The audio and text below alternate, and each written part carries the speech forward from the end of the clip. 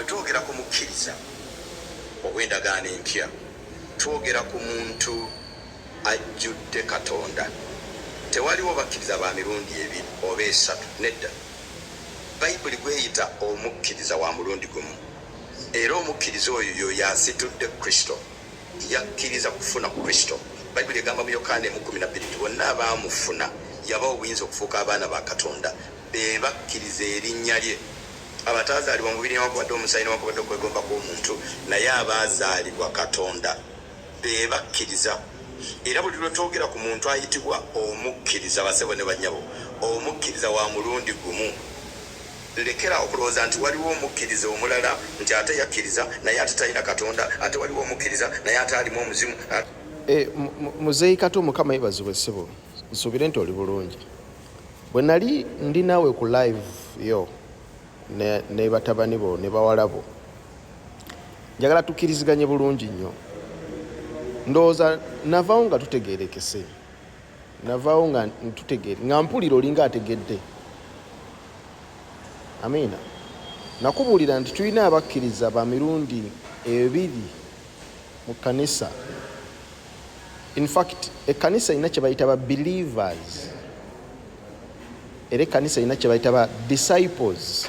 Abantu abo ba mirundi ebiri, olwo ba disciples n'olwo ba believers.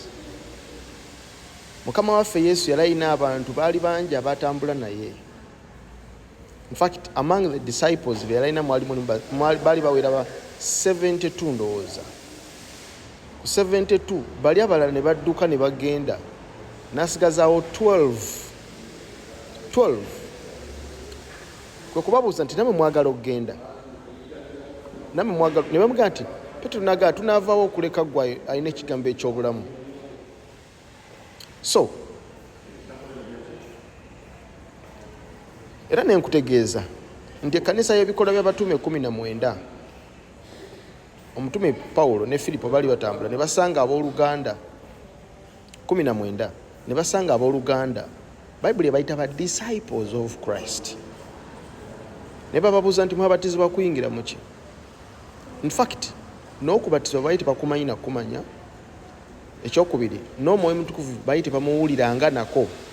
Naye nga Bayibuli bayita ba disciples. Pawulo n'abasabira ne bajjuzibwa Omwoyo Omutukuvu. Naye nkugamba nti tulina abalokole ba mirundi ebiri. Tulina abo abakkiriza Kristo nga bamujja ku mutima, ne tubeera n'abo abakkiriza Kristo nga bamujja mu kamwa. Abo abamujja mu kamwa be baddayo ne bafuuwa ku mmindi ne bakomawo mu kanisa ne batuula. Ne baddayo ne bakola bye bakola, bakyali mu nsi, bakyatambula n'omwoyo gw'ensi, ne bama ne bakomawo mu kanisa. Tubalina ekyo, ne ndowooza nti tukitegedde ffenna. Mukama waffe yeebazibwe nnyo. Ne ndowooza nti tukitegedde. Ne tubeera n'abalokola abakkiriza Kristo fully transformed, nga bo batambula ne Kristo. Abo bali fully transformed. Babuli yogera ku kanisa etaliko bbala wadde olufunyiro, ng'abo bo bali well transformed.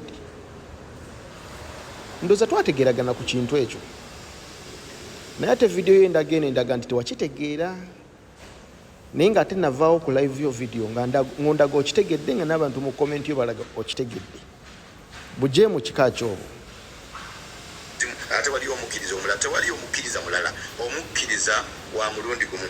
Enjiri ezitalina musingi gwa Kristo ze zituwadde abeeyita abakkiriza abalala, naye nga enjiri eya Kristo erina omukkiriza omu. Kati buli lw'owulira ffe abarooko nga twogera ku muntu ayitibwa omukkiriza, twogera ku mukkiriza wa mulundi gumu, toteekawo mulala. Abakkiriza abalala gwabamanyi, naye njagala kwogerako erimu abakkiriza. Buli yenna ayitibwa omukkiriza nga wa Kristo.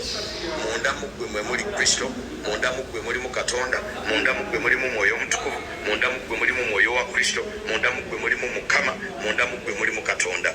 Tolina kirala gy'ositula okuggyako Katonda yekka.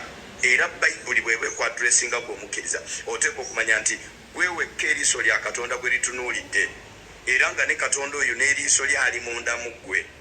Tosobola ate kubeera mu muzimu, tosobola kubeera mu kikolimo, tosobola kubeera mu ddogo, tosobola kubeera mu mmandwa.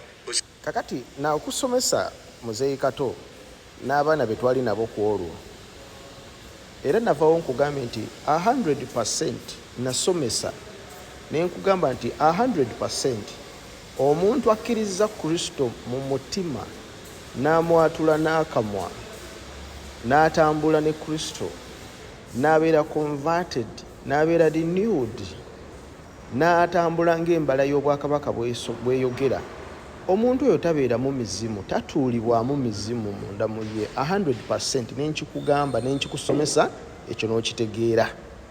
Era bwe wajja okwogera ku live, you did not challenge me, tewaŋŋamba nti bye nasomesa bifu. Then nenkugamba balance the doctrine, nti bw'omaliriza okwogera ekyo tegeeza abooluganda nti newankubadde owooluganda ono tatuulibwamu mizimu, he cannot be demonically possessed, naye owooluganda ono asobola okubeera demonically oppressed, nti asobola okunyigirizibwa, asobola okubeera persecuted, emizimu gisobola omukuba. Naye mmwe kye mwagala okugezaako okulaga abooluganda eyo, era mmwe mukiyita challenge, nti owooluganda bw'abeera persecuted, owooluganda tasobola kunyigirizibwa dayimooni, kubanga mmwe temuzigoba. Ne nkugamba nti owooluganda ono newankubadde ng'anywedde, newankubadde nga Kristo ali mu ye, munda mu ye temuli mu mizimu, naye asobola okubeera persecuted. Owooluganda ono asobola okubeera tormented. Nenkwawulira nti omuntu asobola okubeera demonically oppressed, era omuntu asobola okubeera demonically possessed. Kati omuntu ali oppressed, oyo abeera tormented, era oyo abeera persecuted. Nenkikunyonnyola nenkugamba nti oyo tugoba, egyo tugigoba. Olunyiriri lwa Bayibuli lwogera bwe luti mu Timoseewo ekyokubiri, Timoseewo ekyokubiri 3:12, ndowooza embeera ntandikira.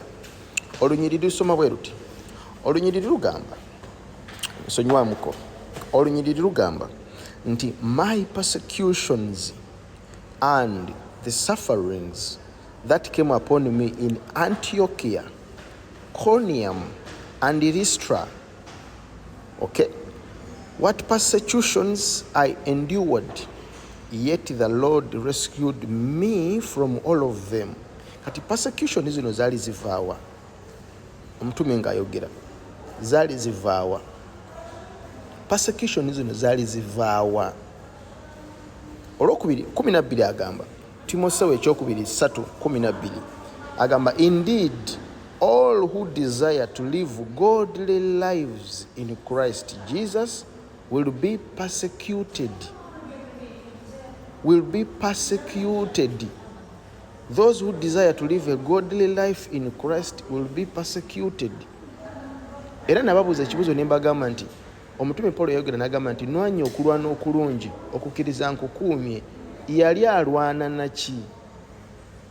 Kati mwe musomesa abantu, those are challenges. They are just challenges. No, balance the doctrine. Nakutegeeza ne nkugamba nti kati Kato toli ku level ya kusomesa omukkiriza yakkiriza Kristo tabeeramu muzimu. Ekyo tukimanyi. Don't waste time on that. In fact, at your level mba nsigala nkwewuunya okwesibako ekintu ekyo, kubanga tukimanyi bulungi nnyo nti omuntu bw'alokoka nakkiriza Kristo mu mutima gwe, obwakabaka buli obw'ekizikiza buvaawo ne wayingira obwakabaka obulala. Era nasigala nkugamba nti Bayibuli esomesa nti tetumeggana na mubiri na musaayi, ne twonalagana b'amasaza and principalities, Befeso 6. Kati bwekyo temukyagala kukiraga abantu, mwagala kulaga obuntu obulamu obw'okuseeyeeya mu Kristo, nti tolina kyolwanagana nakyo, tolina kikulumba, tolina na kusiiba, tomeggana nakyo, tolina na kintu na kimu kyolwanaga, gwe bulamu bwo bwatereera. Era nagamba Ruth oyo, ne mugaba Ruth, gwe maama ebibyo byonna byatereera, tolinayo kintu kikulwanisa.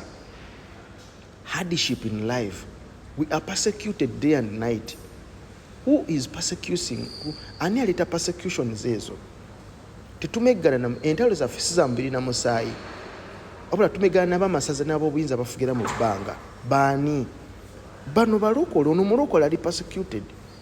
Tukimanyi bulungi nnyo nti omulokole tatuulamu muzimu, ayakkiriza Kristo, naye asobola okubeera persecuted, tormented ne afflictions. Ekyo temwagala kisomesa bantu. kubanga mwagala babikka amaaso okubalaga obulamu obuteredde mukyuse. That is false.